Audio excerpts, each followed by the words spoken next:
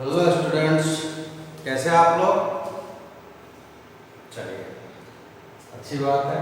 अच्छे है तो मैं रंजन कुमार सिंह और ब्रिलियंट स्टडी पॉइंट्स में आपका बहुत स्वागत है। जैसा कि ये देख रहे हैं, वीडियो कंटिन्यूअस आ रहा है। उसी सिलसिले में 10th क्लास के हम लोग एसिड्स और बेस केमिस्ट्री से जान चुके हैं। अब उनको पीएच स्केल के अनुसार कैसे डिफाइन करते हैं, कैसे प्राप्त करते हैं, कैसे इंडिकेट करते हैं, तो उसी इंडिकेटर्स के बारे में आज यानी कि पीएच स्केल्स के बारे में हम जानेंगे। तो आप लोग वीडियो को सब्सक्राइब कीजिए, लाइक कीजिए, हम लोग आगे बढ़ते हैं। पीएच स्केल तो पहले जानिए क्या है। पीएच स्केल एक नंबर कैलकुलेशन है जिससे इंडिकेट होता है कि जो मटेरियल्स का हम स्केलिंग कर रहे हैं वो एसिडिक है, बेसिक है या फिर न्यूट्रल है। तो ऐसा कैलकुलेट करके लेबोरेटरिकल हमें ये इंडिकेशंस बताया गया है कि अगर पीएच वैल्यूज 7 आया, वो पॉइंट्स किसी भी मटेरियल का, ऐसा नहीं कि वो कौन सी मटेरियल है, किसी भी मटेरियल्स का पीएच वैल्यू अगर 7 आया तो वो न्यूट्रल सब्सटेंस होता है। और 7 से छोटी वाले यानी कि 6, 5, 4, 3, 2 छोटा नंबर आएगा, डिक्रीज नंबर आएगा पीएच वैल्यूज का, तो वो एसिडिक होगा। जितना छोटा होगा उतना स्ट्रॉन्गर एसिड होगा। और मोर देन 7 बेसिक नेचर होगा, जितना बड़ा होगा उतना स्ट्रॉन्ग होगा। पीएच वैल्यू को कैसे कैलकुलेट करते हैं ये यहाँ नहीं दिखाएंगे, क्योंकि ये 11th के टॉपिक्स है या फिर IIT के लिए पहले से जो तैयार करते हैं उनके लिए, हम केवल इसके इंडिकेशंस को यहाँ। तो पीएच वैल्यू एक स्केल है जिसके द्वारा सब्सटेंस की एसिडिटी या बेसिडिटीज को इंडिकेट किया जाता है। आइए चलिए आगे बढ़ते हैं, देखते हैं क्या है। तो ये स्केल लिया, यहाँ पे आपको न्यूट्रल्स दिख रहा है, ये नंबर 7 है। और यहाँ पे इंडिकेशन एक दिखा रहा है प्योर वाटर, यानी कि जो प्योर वाटर होता है वो क्या होता है? न्यूट्रल होता है। प्योर वाटर जो होगा वो न्यूट्रल होगा। और वाटर से ही कंपैरिजन करते हैं, क्योंकि पीएच वैल्यू वाटर का न्यूट्रल वैल्यू लेते हैं वो 7 आता है, और इससे बड़ा वैल्यू आता है तो वो क्या हो जाता है? बेसिक हो जाता है। इससे छोटा वैल्यू आता है तो वो एसिडिक हो जाता है। तो प्योर वाटर जैसे हमने लिया, जनरली जो हम लोग वाटर लेते हैं जैसे नल से या अदर सोर्सेस से, तो उसको हम बेसिक में रखते हैं, एसिडिक नहीं होता है। एसिडिक बनता है जब वो किसी केमिकल के साथ सॉल्यूशंस में आता है, लेकिन वो बेसिक होता है क्योंकि समुद्र के पानी को हम लोग कहते हैं खारा है। खारा मतलब बेसिक है, वो उसमें सॉल्ट्स की मात्रा, यानी कि ये भी हो जाएगा कि अगर प्योर वाटर्स में सॉल्ट की मात्रा को हम थोड़ा थोड़ा इंक्लूड करें तो उसकी एसिडिटी बढ़ती जाएगी। तो ये बेसिक है और इसी के स्केलिंग करते हैं, यही न्यूट्रल्स में लिया जाता है। अब इससे जितने भी आपको ये कलर दिख रहा है, ये देखिए गैस्ट्रिक एसिड्स, ये हर एनिमल्स, ज़्यादातर ह्यूमंस के स्टमक्स में इंक्रीज यानी प्रोड्यूस होने वाली एक गैस है, हाइड्रोक्लोरिक गैस से ही ये बनता है। तो गैस्ट्रिक एसिड्स यहाँ देख रहे हैं बिल्कुल रेड कलर में, तो ये स्ट्रॉन्ग एसिड्स है। लेमन जूस, इसका भी लगभग रेड है, हल्का हल्का डाउन होते जाएगा। एप्पल जूस, टमाटो जूस, और इनके कलर बदलते बदलते यहाँ पे आपका कलर जनरली येलो हो जाता है। तो ये आप देख रहे हैं gastric acid, lemon juice, Apple juice, tomato juice, black coffee, milk is the slightly acidic substance and pure water is the neutral substance. इसके बाद आगे बढ़ते हैं बेसिक में। तो वाटर से जस्ट स्लाइटली बेसिक होता है अंडा, एग, उसके बाद baking soda, hand soap, ammonium solution, bleach और concentration solutions of alkalis like as sodium hydroxides, potassium hydroxides, ये सारे जो है वो बेसिक होते हैं। स्ट्रॉन्ग बेस और स्ट्रॉन्ग एसिड्स, तो स्ट्रॉन्ग बेस होगा उसका कलर ब्लू हो जाएगा और स्ट्रॉन्ग एसिड होगा उसका कलर रेड हो जाएगा। तो ये कलर के अनुसार कुछ सब्सटेंस दिए गए जिससे पीएच स्केल उनके मेजर किया जाता है, यानी कि न्यूट्रल पोजीशन से यानी 7 से आगे बढ़ते जाएंगे, बेसिडिटी बढ़ती जाएगी और छोटा पावर्स मिलता जाएगा पीएच का, एसिडिटी बढ़ती जाएगी। आगे कुछ देखते हैं। अब ये यूनिवर्सल इंडिकेटर, यूनिवर्सल इंडिकेटर्स जो लिया गया है, यूनिवर्स तो यार देख रहे हैं यूनिवर्सल इंडिकेटर।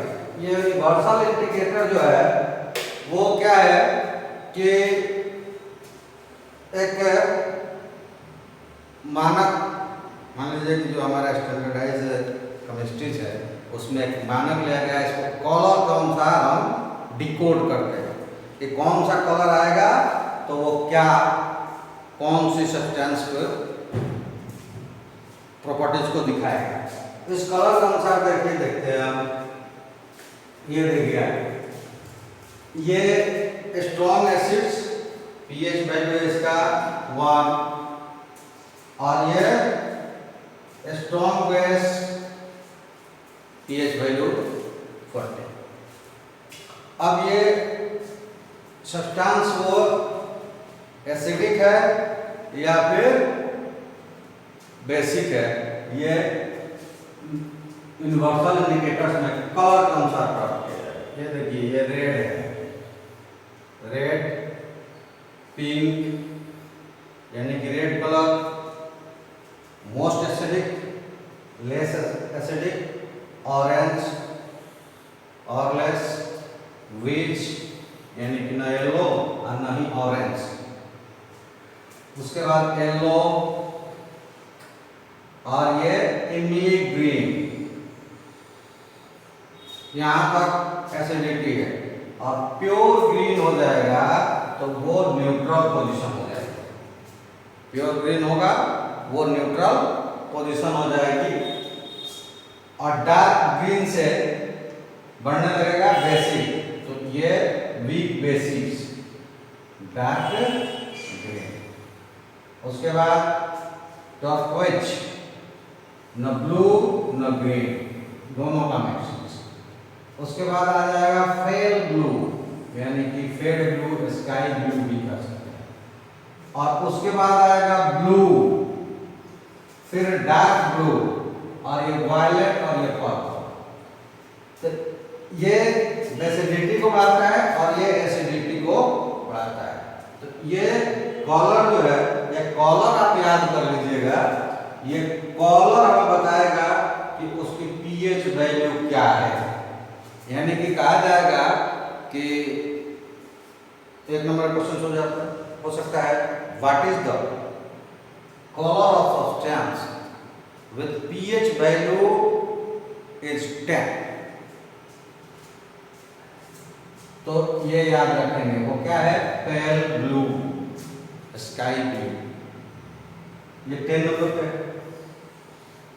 और इतना भी याद रखेंगे कि अबव 7 बेसिक, बिलो 7 एसिड।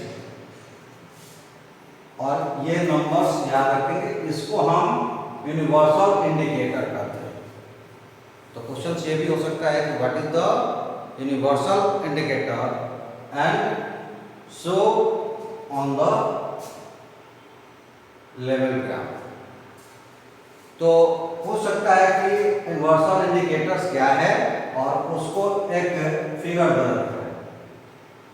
तो यूनिवर्सल इंडिकेटर किसी सब्सटेंस की एसिडिटी या बेसिडिटी को मेजर करने का एक स्केल है जो कि कलर के द्वारा अपने वैल्यूज को रिप्रेजेंट करता है, और वो वैल्यू के अनुसार ये कलर होंगे red, pink, orange, green, yellow, इमली green, green, dark green, turquoise, pale blue, blue, dark blue, violet and purple.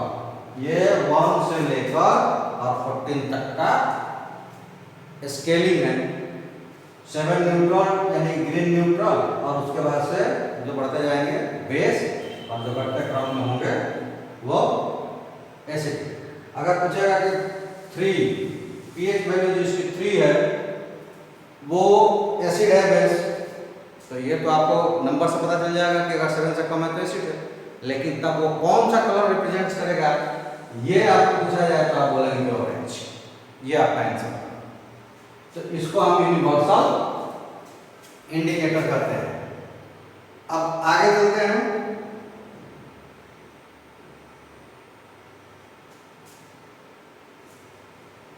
अब ये देखिए इंडिकेटर के अनुसार, जो इंडिकेटर से अदर इंडिकेटर जैसे कि बेसिक और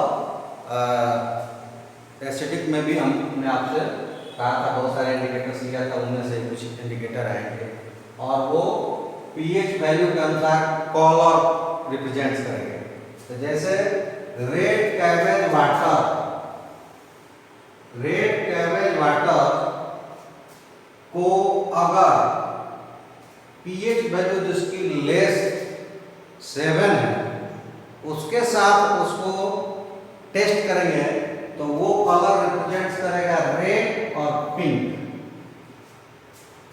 7 पे करेंगे तो वो कलर रिप्रेजेंट करेगा पर्पल, और ग्रेटर देन 7 पीएच वैल्यू वाले सब्सटेंस के साथ उसको टेस्ट करेंगे तो वो करेगा ब्लू, ग्रीन, येलो। ये रेड कैबेज वाटर था। उसके बाद रेड वोनियन वाटर, जो प्याज का जूस होता है, उसको अगर लेस देन 7 यानी कि एसिडिक में रखेंगे तो वो रेड रिप्रेजेंट करेगा, पानी के साथ लेंगे तो वो वायलेट करेगा, और बेस के साथ लेंगे तो ग्रीन रिप्रेजेंट करेगा। उसके बाद टर्मरिक वाटर यानी कि हल्दी का घोल, उसको अगर एसिड में लेंगे तो येलो रिप्रेजेंट करेगा, और पानी में भी येलो रिप्रेजेंट करेगा, लेकिन बेस में रेड रिप्रेजेंट करेगा। अब आ जाए प्रोथलीन, ये एसिड में कलरलेस रहेगा, पानी में भी कलरलेस रहेगा, लेकिन बेस में पिंक और रेड हो जाएगा। उसके बाद ब्रोमोमिथाइलोल ब्लू, ये एसिड में येलो, पानी में ग्रीन और बेस में ब्लू। उसके बाद आ जाते हैं रेड लिटमस, ये पहले से भी आप लोगों को पता है, एसिड में रेड रहेगा, पानी में भी रेड रहेगा, लेकिन बेस में आएगा तो ब्लू हो जाएगा। अब आइए ब्लू लिटमस, पहले से पता है एसिड में रेड हो जाएगा, पानी में ब्लू रहेगा, और बेस में भी ब्लू ही रहेगा। उसके बाद अभी जस्ट पीछे पढ़े यूनिवर्सल इंडिकेटर्स, तो रेड, ऑरेंज, येलो मैंने दिखाया था, रेड से लेके येलो तक एसिडिक नेचर को रिप्रेजेंट करेगा, ग्रीन न्यूट्रल नेचर को रिप्रेजेंट करेगा, और ब्लू से लेकर पर्पल तक बेसिक नेचर को रिप्रेजेंट करेगा, ब्लू, वायलेट, पर्पल। तो ये आपका एक क्या है, डाटा है जिसके द्वारा आप पीएच वैल्यू से कलर के अनुसार एसिडिटी, बेसिक या न्यूट्रल पोजीशंस की सब्सटेंस की पोजीशंस को पता करेंगे। और उसके बाद अपना टॉपिक होगा कि आखिर इस पीएच का हमारे निजी लाइफ में या डेली लाइफ में क्या उपयोग है या क्या इंपॉर्टेंस है। तो देखिए क्या क्या होता है। प्लांट और एनिमल पीएच के मामले में सेंसिटिव जैसे अपना बॉडी जो है वो एफिशिएंट है, पीएच को कंट्रोल करने के लिए वो वर्क करता है 7.0 से लेकर 7.8 तक। और industrial area pH of rain water क्यों हो जाता है, ये देखिए। पहला तो अपना बॉडी जो है एफिशिएंट होता है वर्क करने के लिए पीएच का 7.0 से लेकर 7.8 तक हमारा बॉडी उतना हमेशा मेंटेन करके रखता है। तो उससे ज़्यादा या कम होता है हम सेल्फ कोई न कोई इलाज कर लेते हैं। जैसे कि आगे भी आएगा, हम अभी थोड़ा सा एग्जाम्पल बताते हैं कि जैसे कि मान लीजिए कि चींटी या हनी भी डंक मार देती है, तो हम लोग क्या करते हैं कि उस पर ये बेकिंग सोडा को लेकर रगड़ देते हैं, तो क्या होता है थोड़ा जलन ठंडी हो जाती है। ये हमारा सेंसिटिविटी दिखाता है कि जैसे वो डंक मारा हमको यहाँ पर जलन हो जाती है, सेंसिटिव से उसके प्रति, और उसका उपचार भी कर लेते हैं हम, बेकिंग सोडा को वहाँ पर रगड़ देते हैं, तो वो डंक जो लगाती है वो एसिड होता है, उस एरिया को हम बेसिक यानी बेस लगा देते हैं, न्यूट्रलाइज हो जाता है, थोड़ा हमें जलन कम महसूस होता है। अब ये बताया कि उसी पीएच पर इंडस्ट्रियल एरिया में क्या होता है कि जो रेन होता है वो रेन वाटर एसिडिक हो जाता है। क्यों? क्योंकि इंडस्ट्रियल एरिया में SO2 और NO2 जो कि एक जहरीली गैस है वो क्या होती है, फैली रहती है चारों तरफ। तो इस एसिडिक वहाँ पे पीएच वैल्यू जो हो जाता है वो 5.6 हो जाता है, इसलिए वहाँ रेन वाटर जो है उसको एसिड रेन के नाम से जानते हैं। यानी कि एसिड रेन का पीएच वैल्यू 5.6 होता है, और ये ज़्यादातर इंडस्ट्रियल एरियाज में होता है एसिड रेन, क्योंकि वहाँ SO2 और NO2 प्रचुर मात्रा में, अत्यधिक मात्रा में क्या रहता है, ये उपस्थित रहता है। अगला सेंसिटिविटी अपने डाइजेस्टिव सिस्टम पे।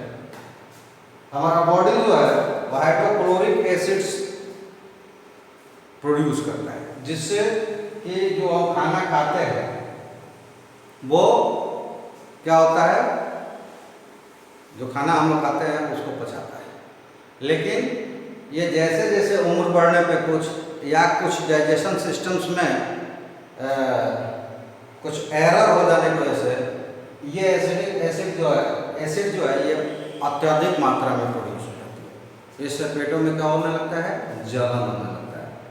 तो हम है वो सेंसिटिव से जैसे ही जलन होता है हमको पता चल जाता है, तरह तरह के बेचैनी वगैरह होने लगती है, मतलब कहीं सर दर्द होने लगता है, किसी किसी को दर्द कहीं पे होने लगता है, एसिडिक पड़ जाता है। तो उसका हम क्या करते हैं, इलाज भी कर लेते हैं, क्योंकि उसके प्रति हम सेंसिटिव है। हम जनरली मैग्नीशियम हाइड्रोक्साइड्स यानी कि एसिडिटी बढ़ी है तो हम बेस का इस्तेमाल करते हैं, जिसको मार्केट्स में इनो के नाम से जाना जाता है। चाहे ऐसी ही बहुत सारी एंटासिड्स, एसिलॉक्स वगैरह एंटासिड्स टैबलेट्स में प्रेजेंट्स है, यानी कि जो हम एसिड्स के उपचार के लिए बेस का इस्तेमाल करते हैं।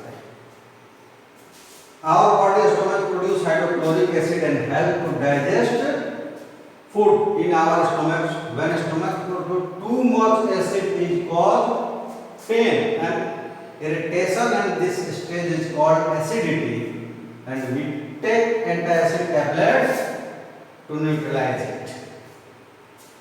जैसे ही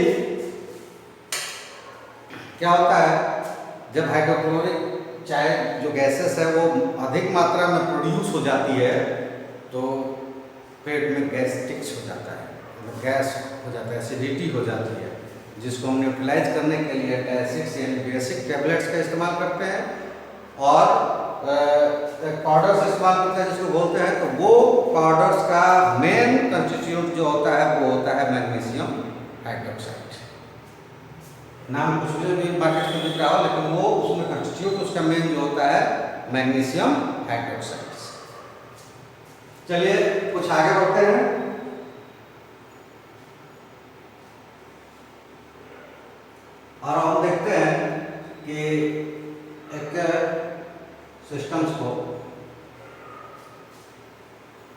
digestion is a complex process controlled by several factors. pH plays a crucial role in a normally functioning digestive tract. In the mouth, pharynx and the esophagus, pH is typically about 6.8, very weakly acidic. Salvia controls pH in this region of the digestive tract. ये अपना digestion system जो है उसमें pH क्या produce करता है, क्या role करता है, तो ये जान लें कि पीएच का रोल जब हम अपने भोजन को चबाते हैं वहीं से शुरू हो जाता है। वो क्या करता है, भोजन में प्रोड्यूस हाइड्रोक्साइड्स या ग्लूकोज वगैरह है, उससे क्या होता है कि उनकी एसिडिक को एसिडिक में कन्वर्ट करने लगता है और वहीं से स्टार्ट हो जाता है डाइजेशन का। और जब स्टोमक में आता है तो हाइड्रोक्लोरिक एसिड प्रोड्यूस होता है, जिससे कि पेट के अंदर डाइजेशन सिस्टम्स के अंदर पीएच वैल्यू का चेंजेज होता है और इस चेंजिंग में हमारा डाइजेशन सिस्टम्स वर्क करता है। और जैसे हमें बताया कि अत्यधिक गैसेस हो जाते हैं, तो कुछ ऐसे जैसे कि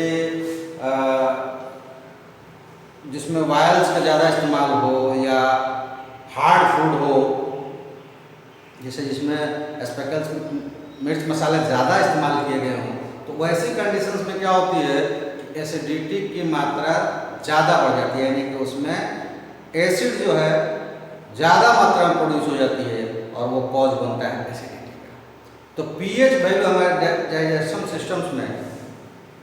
सिस्टम्स में बड़ी भारी रोल प्ले करता है, बहुत इंपॉर्टेंट रोल प्ले करता है। और होता यह है कि वो उसकी वैल्यू चेंज होती है, जिसके अंतर्गत क्या होता है, एनर्जी भी चेंज होती है और डाइजेस्ट होता है, डाइजेशन अकॉर्ड होता है। चलिए अब थोड़ा आगे बढ़ते हैं और ये देखते हैं, the lower pH of the mouth create an optimal environment for the bad bacteria which eventually cause tooth decay. Fortunately or unfortunately, the pH of your mouth can change drastically depending on what food you are eating. We know that soda, energy drinks and candies can bring on the bad bacteria. जैसे देखिए pH values एक अच्छा खासा role play करता है दांतों के साथ। अगर कुछ ऐसा मटेरियल्स हम चबाते हैं जिनकी जो हमारे पीएच वैल्यू को एसिडिक की तरफ टर्न करता है, यानी कि लोअर वैल्यू ऑफ पीएच देता है, वैसी कंडीशन में बैड बैक्टीरिया फॉर्चुनेटली या अनफॉर्चुनेटली क्रिएट हो जाते हैं और वो दांतों को हमारा, जिसको हम कहते हैं दांत चढ़ गया, उसको टूथ डिके करते हैं और इस तरह की बीमारी उसमें वो प्रेजेंट करता है। उसमें आप देख रहे हैं कि जो हमारे दांत होते हैं वो जिससे पकड़ में रहते हैं उसको क्या कहते हैं, इनेमल, और उनमें जो ये कीड़े लगते हैं उसको हम कैविटी कहते हैं टूथ डिकेज में। तो वो अगर कीड़े उस एनामेल्स यानी कि दांत के जड़ों के पास लगते हैं, यहाँ से दांत बाहर आया है, तो उसको हम रूट कैविटी कहते हैं। और अगर ये टॉप पे लाए तो फीट या फ्लीजी कैविटी कहते हैं या स्मूथ सरफेस कैविटी कहते हैं जब वो बगल में लगे, लेकिन उसके आसपास को जो छाने लगे उसको हम जिंजीवा कहते हैं। और ये धीरे धीरे क्या करता है, वहाँ पे बैड बैक्टीरियाज की उत्पत्ति करते जाता है, अंततः दांत को खराब कर देता है, या तो हमें उठवाना पड़ता है या अपने आप वो सड़ जाता है। तो ये भी पीएच वैल्यूज के कारण होता है और उसमें से कुछ चीज़ें हैं जिसका हम इस्तेमाल जितना कम करेंगे दांत हमारे उतने ज़्यादा दिन तक यूज होंगे। एक तो पहली चीज़ की उसकी सफाई हमेशा बराबर करते रहेंगे और इन चीज़ों से बचेंगे खाने के लिए। कैसा? जो डायरेक्टली डिपेंडिंग हो, जैसे कि सोडा है, उसके बाद ये ड्रिंक्स मटेरियल्स, एनर्जी ड्रिंक्स जिसको कहते हैं, और कैंडी मतलब चॉकलेट्स है, इन सबको ज़्यादा यूज करने से बैड बैक्टीरिया यानी कि मुंह के जो पीएच वैल्यू कम होता जाता है और बैड बैक्टीरियाज की यानी कि एसिडिटी बढ़ती जाती है वहाँ की, और बैड बैक्टीरिया वहाँ पे प्रोड्यूस होते हैं और दांतों में ये बीमारी देते हैं। कई बार ये बीमारी जबड़ों तक पहुँचता है और पूरे मुंह को ऑपरेट करना पड़ता है। कई बार तो वहाँ से कुछ चीज़ें काट कर निकालनी पड़ती है क्योंकि ये कैंसर का रूप लेता है। तो इसलिए दांतों की सफाई हमेशा होती रहनी चाहिए।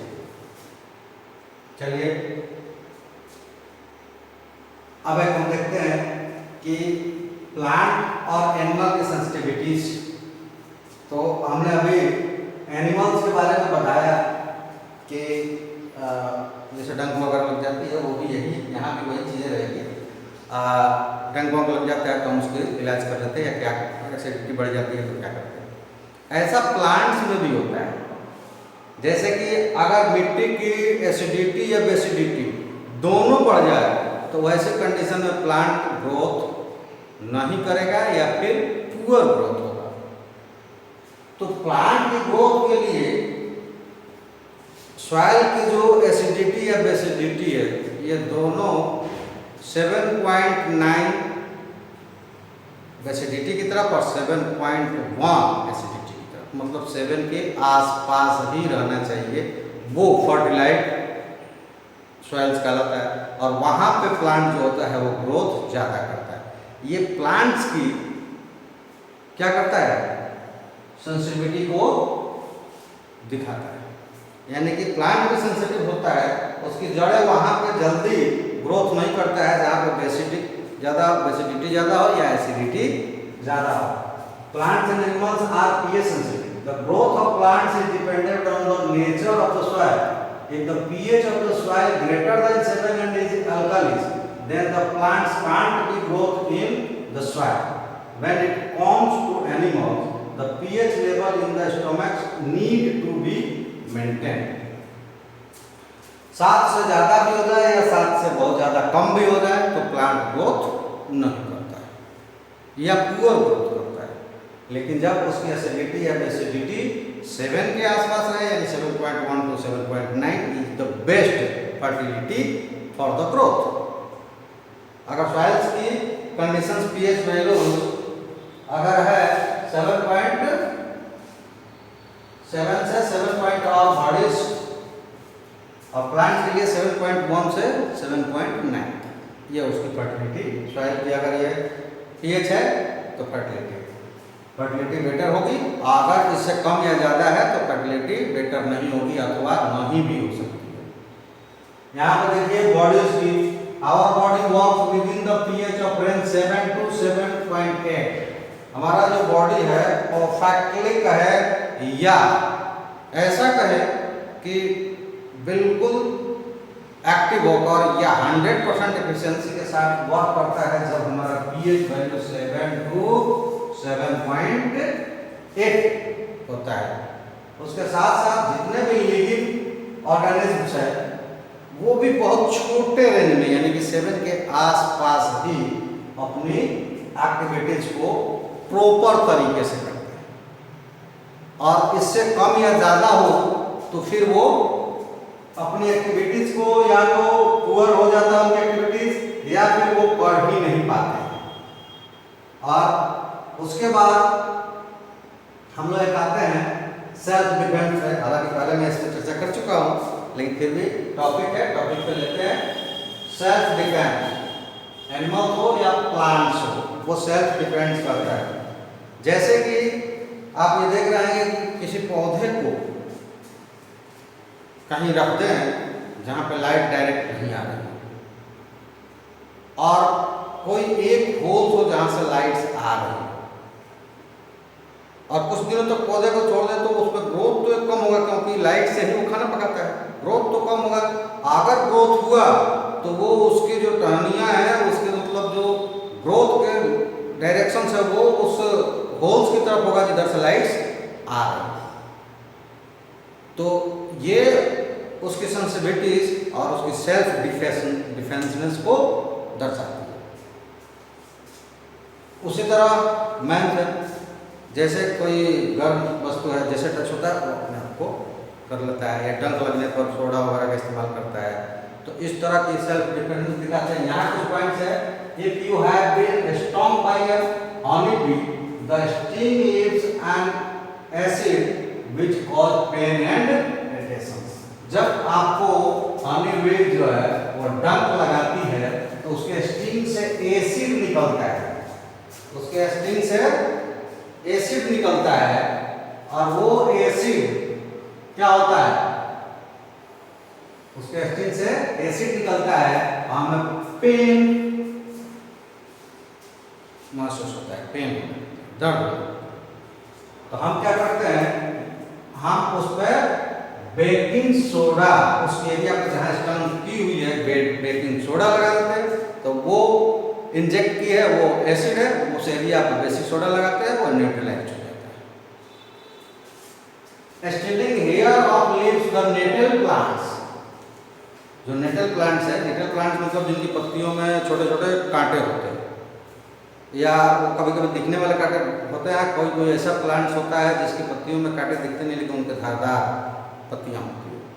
तो उनसे जैसे भी टच होता है वो क्या होता है, वहाँ थोड़ा सा स्टिंग्स हो जाता है, यानी कि वहाँ कट जाता है, और वो कटता है तो उन पत्तियों से भी फॉर्मिक एसिड्स, जिसको मिथानोइक एसिड भी कहते हैं, और जलन होने लगती है। उन पत्तियों के कांटों से भी क्या होता है, मिथानोइक एसिड्स यानी कि फॉर्मिक एसिड्स इंजेक्ट हो जाता है शरीर के अंदर और जलन होने लगती है। उससे बचने के लिए हम क्या करते हैं, एडिशनल जितने भी डॉग प्लांट्स है, डॉग प्लांट्स का मतलब ये होता है कि उनकी पत्तियों को रगड़ते हैं तो एक जूस निकलता है, जिसको अगर चखने का प्रयास किया जाए तो बड़े खारा, मतलब बहुत ही खारा होता है, वो एसिड हो बेसिक सॉल्यूशंस को रिप्रेजेंट करता है।